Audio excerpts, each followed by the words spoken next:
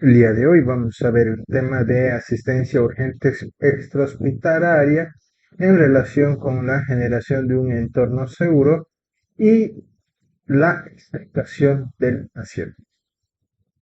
Los sistemas de emergencia, los objetivos y límites de los primeros auxilios, objetivos de los primeros auxilios, el marco legal, los métodos de generación de planos seguros de autoprotección, materiales de protección para la zona, de protección para la víctima, prioridades de actuación en situaciones de múltiples víctimas, primeros auxilios, actuación inicial, circunstancias en las que no se debe intervenir directamente, tipos de accidentes su consecuencia, el soporte vital básico, perdón, vamos a ver, y esto aquí punter, no, lo que es en relación al primer tema de IPS-2. Lo importante es establecer los límites de los primeros auxilios, ¿no? Es protegerse, avisar y socorrer. Esto es una conducta que se lleva a nivel internacional. Protegerse porque lo importante es que uno no se convierta en una segunda víctima o todo el equipo se convierta en víctimas más. Avisar para que puedan llegar los equipos de refuerzo de atención en un primer momento para brindar atención de calidad a los accidentados y socorrer a medida de las posibilidades según los recursos humanos y indumentarios con los que se cuenta. Primero, el espacio público, ¿no? Sabemos que el coordinador de urgencias en Bolivia es el 110 y que toda emergencia se tiene que llamar al 110 o los bomberos al 119. En cuanto a la protección y generación de entorno seguro, tenemos que ver que la ambulancia tiene que estar equipada con cierta señalética para poder delimitar bien el área, además de contar con el material necesario para poder brindar aquellas atenciones que sean de uso necesario para nuestros pacientes. ¿No? En este caso, este es un soporte vital avanzado, dado que se va a poder hacer el mecanismo de intubación y colocación de distintos medicamentos endovenosos, en lo que se va realizando la reanimación cardiopulmonar básica y avanzada. Si es un puesto médico avanzado, por lo general va a ser en lugares donde tenemos múltiples víctimas, donde se va a tratar de dar solución en un primer lugar en un ambiente seguro, puede ser un desastre natural, en el que ante cualquier efecto que pueda darse, sea un lugar seguro tanto para los pacientes que se encuentren ahí como para el personal médico que se encuentra atendiendo. De manera que no se van a generar nuevas víctimas, sino que las víctimas conforme vayan llegando se les va a ir dando solución. Caso contrario, se les va a ir refiriendo a un hospital de mayor complejidad. ¿Cuáles son los materiales entonces de protección para la víctima? En caso de que no se tuviera eh, el material necesario que se requiera para brindar una atención de calidad a múltiples víctimas, lo que se va a hacer es simular o adaptar distintos elementos que nos puedan brindar algún tipo de soporte para los pacientes, ¿no? Como por ejemplo un trabase, ¿no? Con una camilla improvisada para el transporte del paciente. Además de que tenemos que tomar en cuenta de que si así lo requieren, se tiene que colocar el collarín cervical de inmovilización y otros elementos más que son necesarios para el mismo. Uno de ellos es el collarín cervical. Como ustedes ya bien saben, el collarín cervical va a servir como material de eh, sujeción y protección para los movimientos bruscos que pueda realizar el paciente, de manera que se va a evitar cualquier posible lesión que pueda seccionar o generar un daño grave a nivel medular. También tenemos la tabla espinal, que puede ser de madera o de fibra, siempre tomando en cuenta la recomendación de la rotación e inmovilización en bloque, en el que mínimo son 3 personas. Se va a realizar uno inmovilizando la cabeza, otro el parte del torso y la pelvis, ¿no? Uno cerca del hombro y del miembro superior, en la cadera, la otra acompañado cruzando del segundo miembro del equipo y el tercer miembro del equipo en la parte de los miembros inferiores para poder acomodarlo dentro de la tabla espinal. Ahora, para su transporte no necesariamente van a requerir de tres personas, con dos personas puede ser suficiente dependiendo de la capacidad de cada uno de ellos, que puede ir uno en el extremo de la cabeza y otro en los pies. Asimismo, también tenemos el chaleco o la férula espinal, que ambos se va a encargar de movilizar la parte de la columna espinal, la parte cervical, cuello, el tronco y que también va a estar acompañado con un collarín cervical. Esto que va a ser de colocación inicial dentro del vehículo para luego realizar la extricación del paciente. La extricación consiste en conjunto de movimientos específicos realizados por personal adiestrado y con entrenamiento para poder sustraer o retirar de distintas situaciones en las cuales los pacientes van a tener un peligro inminente de muerte, como es el caso de los accidentes de tránsito, ¿no? Asimismo, también en los desastres naturales.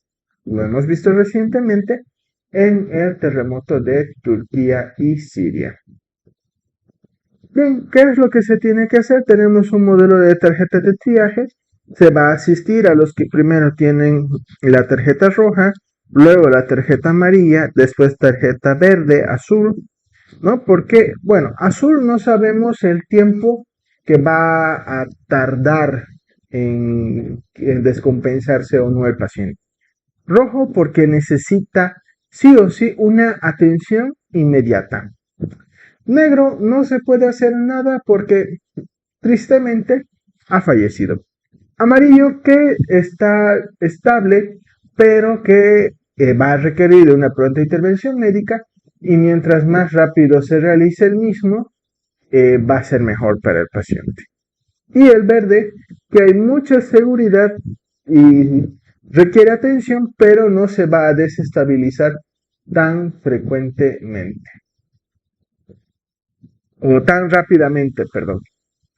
¿Cuáles son entonces ahora el árbol de decisiones dentro del triaje simple del método SHU? Si ustedes se recuerdan, es ¿puede caminar? Sí, si la respuesta es sí, entonces es verde. Si la respuesta es no, hay que verificar si habla sin dificultad y obedece órdenes sencillas. Si la respuesta a ambas preguntas es sí, entonces lo vamos a catalogar como amarillo. Si la respuesta es no, es respira. ¿Hay signos de circulación? Si la respuesta es sí, entonces se va a identificar como rojo. Y si la respuesta es no, es negro. Importante aquí hacer el control de la hemorragia dentro del X, A, B, C, D, E. Dentro del árbol de decisiones del método START está 1, el paso 1. ¿Puede andar? Sí. Si la respuesta es sí, entonces es verde. Si la respuesta es no, pasamos al paso 2. Si dentro del paso 2 existe ventilación, sí. Si es mayor a 30 por minuto, lo catalogamos como rojo porque va a requerir una atención inmediata. Menor a 30 al paso 3. Si la respuesta es no, se va a verificar vía aérea. Si existe ventilación, si no existe, negro. Si existe, rojo. En el paso 3 se va a hacer la verificación del pulso radial. Si existe, nos vamos a pasar al paso 4. Si no, vamos a catalogarlo como rojo y como control de hemorragia. El paso 4, ¿cómo evaluamos el estado mental? Si sigue órdenes sencillas, lo vamos a catalogar en el color amarillo. Y si no, dentro del color rojo y prioridad de atención inmediata. Los límites de actuación están en relación a la camilla de cuchara en el interior de la ambulancia, que por lo general suelen ubicarse dentro del portón trasero del mismo. De la misma forma, está la atención de la camilla y de los distintos medicamentos, como se pueden observar, porque esta ambulancia es para atención avanzada. ¿Cuáles son las actuaciones iniciales y los límites dentro de los primeros auxilios? La primera, la identificación. Soy ¿no? En este caso yo soy Valentín Rivera, el cargo médico que le va a estar atendiendo en este momento. El 2 es el tipo de siniestro, informar sobre lo sucedido. Consecuencias, clase de vehículos involucrados, pueden ser pasajeros, mercancías, un transporte público. Víctimas, hay que ver la previsión de víctimas, personas atrapadas o posible gravedad. La localización, que puede ser un punto kilométrico, una calle, camino, ruta, monte, o se llega por distintas vías de acceso. Y el contacto, mi número de móvil o teléfono fijo es. Pero estos tres de acá es para informar, o con este también de acá, para informar a los servicios de emergencia. Pero con el paciente es, soy Valentín Rivera, soy el médico, usted ha sufrido un accidente en el cual yo voy a estar para asistirlo, ¿no? Para evitar cualquier complicación, ¿no? Usted se ha visto involucrado en un choque con múltiples vehículos y el peligro es que se pueden incendiar, hay derrame de líquidos y por lo tanto nuestro objetivo es evitar de que usted pueda llegar a tener más complicaciones de las que ya tiene. También está el detalle del equipamiento de la Unidad Médica de Emergencias o UME, la bomba volumétrica, el esfigmomanómetro, las tomas de oxígeno y el material médico sanitario. Tiene que estar así completamente equipado porque no se sabe exactamente cuántas son las víctimas que se puede tener. Puede ser una, pueden ser dos o pueden ser múltiples. Por lo que tiene que estar totalmente equipado. Donde no se debe intervenir directamente, por ejemplo, un edificio en llamas, no hay que esperar a que los bomberos puedan sofocar algo del incendio y ya en relación a ello, nosotros poder acudir buscando para dar asistencia inicial a los pacientes que se encuentren vivos, ¿no? Porque sabemos que pueden estar fallecidos o no.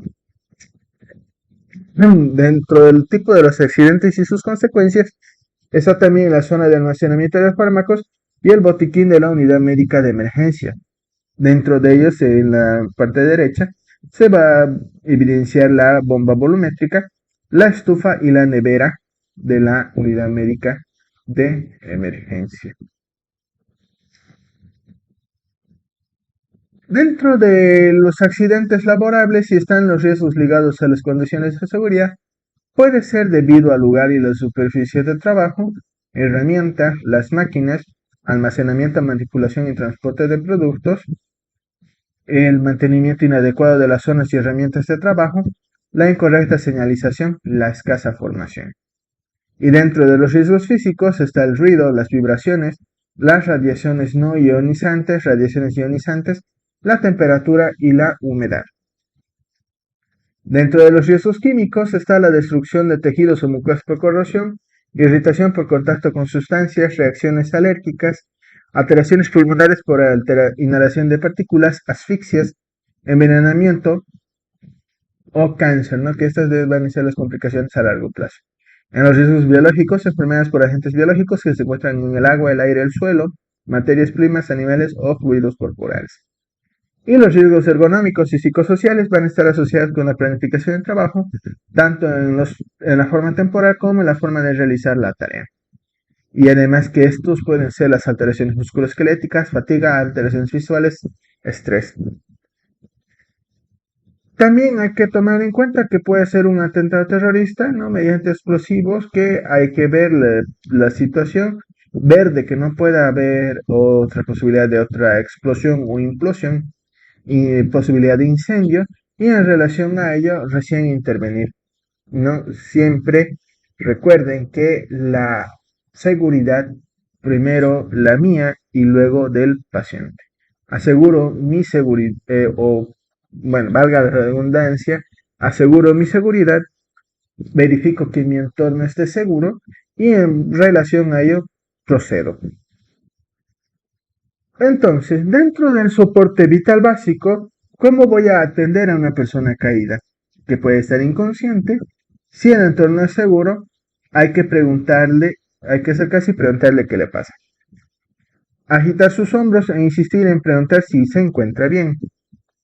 Si la víctima no responde, se tratará de conseguir la ayuda más próxima. Alertar al 110 para requerir la ayuda de los servicios sanitarios de emergencia, identificando el lugar. Realizar la maniobra frente mentón para poder abrir la vía aérea. Ver, oír y sentir si hay respiración y si se siente, si esta es normal. Si no hay respiración o si esta es anormal, se van a iniciar con las compresiones torácicas de reanimación cardiopulmonar a un ritmo de 30 compresiones y 2 ventilaciones. Se debe insuflar aire en la boca de la víctima, sellando la nariz. Por lo que, según el tipo de accidente, puede ser de tráfico, ocio, doméstico, laboral, deportivo, catástrofe, agresiones. Si es necesario la activación de la cadena de supervivencia, entonces se activa los objetivos de los primeros auxilios, el proteger, avisar y socorrer. En el proteger, generando entornos seguros, protección de la víctima y autoprotección.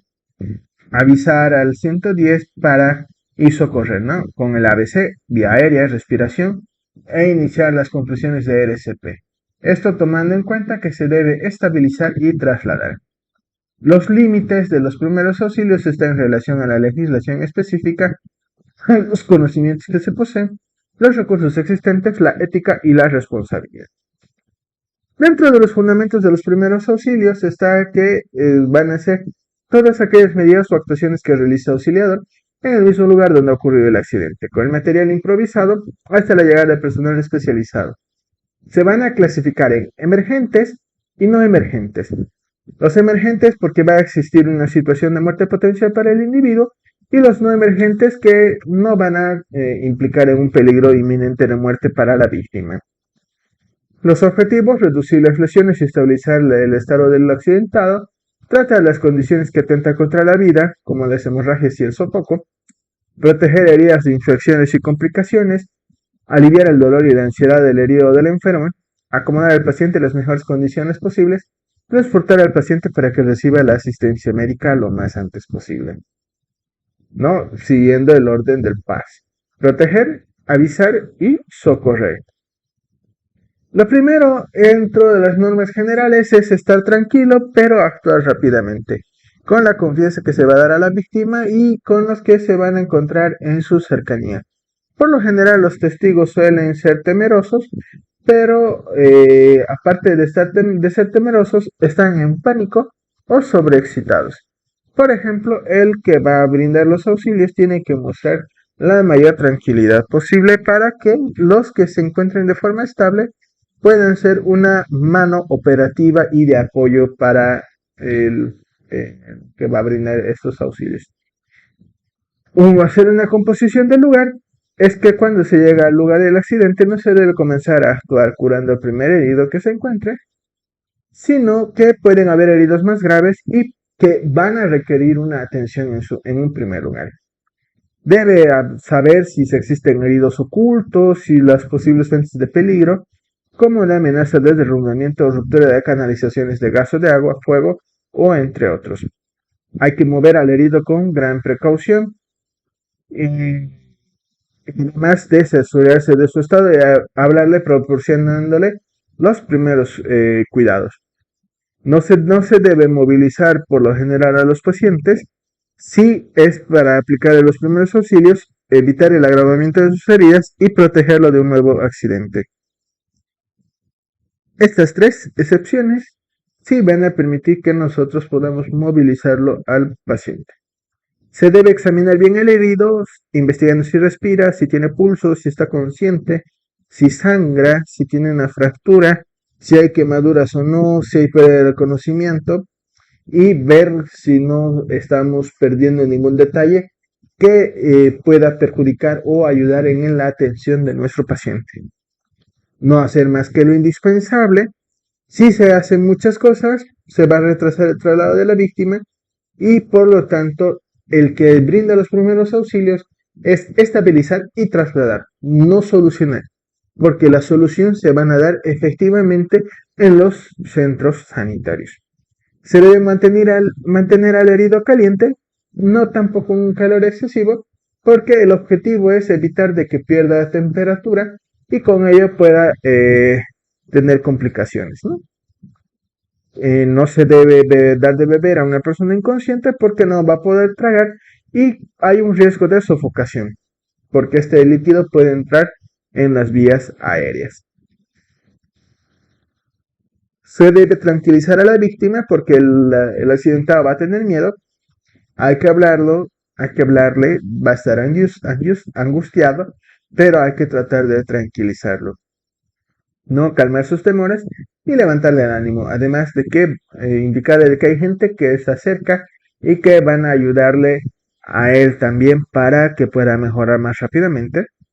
Y si tiene una herida importante, por lo general no se debe dejar de que el paciente vea esa herida, porque si no el estado de shock puede ser mucho peor, complicando su situación actual del paciente.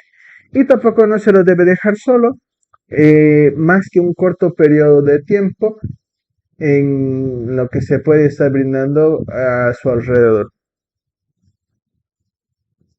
Hay que determinar posibles peligros en el accidente, se debe ubicarlo a la víctima en un lugar seguro, comunicarse con la víctima, su familia o vecinos, aflojar la ropa del accidentado comprobando también si las vías aéreas están libres de cuerpos extraños, no se tienen que hacer movimientos innecesarios y tampoco se debe vestirlo.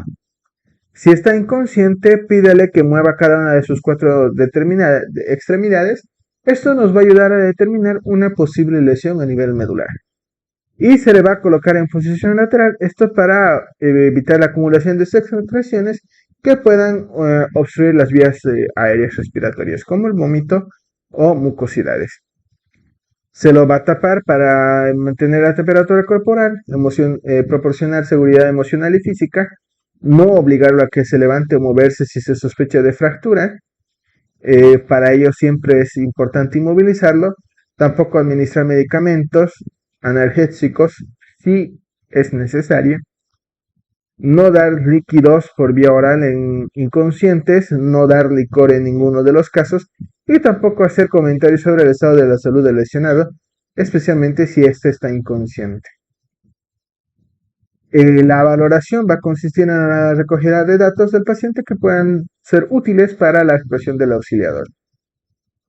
Se toman en cuenta los signos y síntomas, recordando que el signo es lo que el auxiliador observa y el síntoma lo que manifiesta el paciente. Puede ser valorado esto en una primaria y la valoración secundaria. La valoración primaria va a estar en relación a identificar los problemas que afectan la vida del individuo, que van a resumirse en el ABCD. La impresión del auxiliador es que se va a actuar a partir de lo que se ve, se escucha, ¿no? Ver, escuchar y luego examinar. Es propiamente dicho esta forma de examinar. Airway, permeabilidad de las vías aéreas necesaria para que llegue a los pulmones. Breathing, existencia de respiración espontánea. Y circulation, existencia de latido cardíaco y ausencia de grandes hemorragias. Dentro de la valoración secundaria, solo después de que se realiza la evaluación primaria y sus actuaciones correspondientes. Valorar el estado del accidentado de pies a cabeza, tanto por delante y detrás y ambos laterales, buscando fracturas de miembros o columna vertebral, golpes recibidos en cabeza, tórax, abdomen que puedan producir hemorragias internas, lesiones, contusiones, quemaduras, entre otras. En este proceso se va a interrogar al enfermo si está consciente, intentando de obtener la mayor cantidad de información posible por si dejara de estarlo, y posteriormente transmitir a los servicios sanitarios nombre y apellido, edad, constantes vitales, que van a ser pulso y respiración, enfermedades que pueda padecer o haya padecido, medicación que toma, alergias o hemorragia con la cantidad aproximada y el origen. Con esto estaríamos terminando lo que es el primer tema de la introducción a la práctica en salud 2. Nos estaremos viendo en clases para dar continuidad con los demás temas. Gracias.